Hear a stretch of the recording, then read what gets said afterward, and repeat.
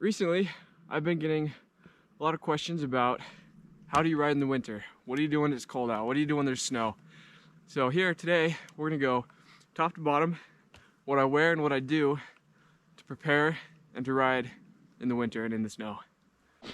But first principle you need to understand is layers are your friend, because layers, if you get hot, you can just take it off. It's not a big deal. You can just tie a jacket around your waist. That's why I've got this, and I'll show you the other layers I've got on today.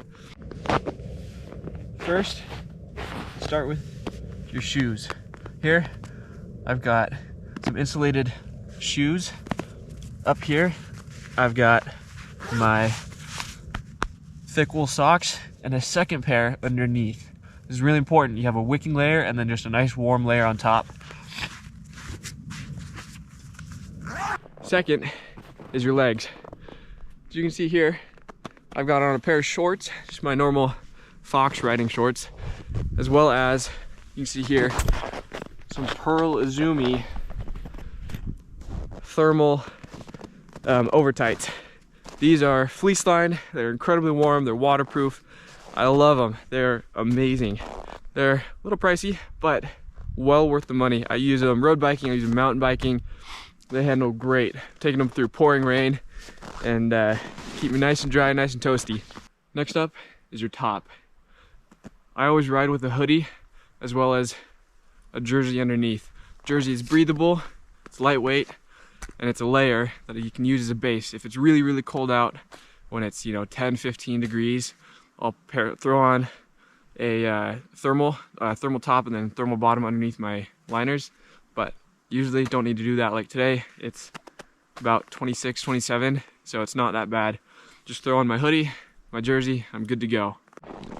That brings us to, in my mind, the most important one of all. It is a hat.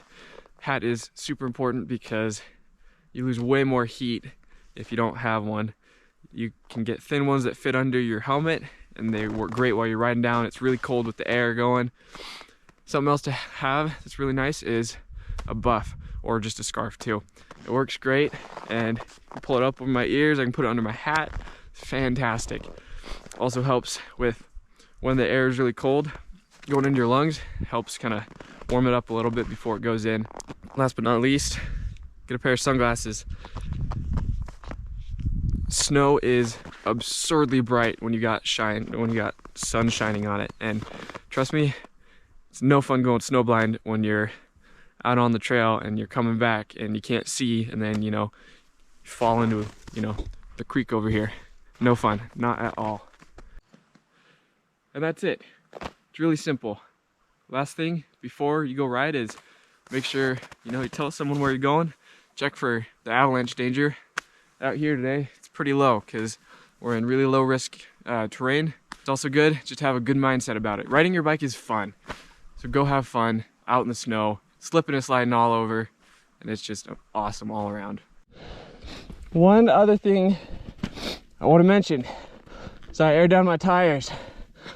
I have Tannis armor in here so I can air down to absurdly low pressures. You can see here it's like, oh, really low.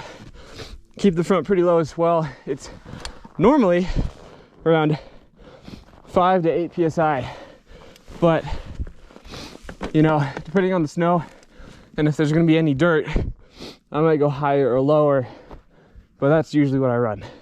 You used to have to impress people for your videos. Now you just have to impress the algorithm. If you enjoyed this, give me a like, consider subscribing. Appreciate it. Everything helps, and we'll see you next time.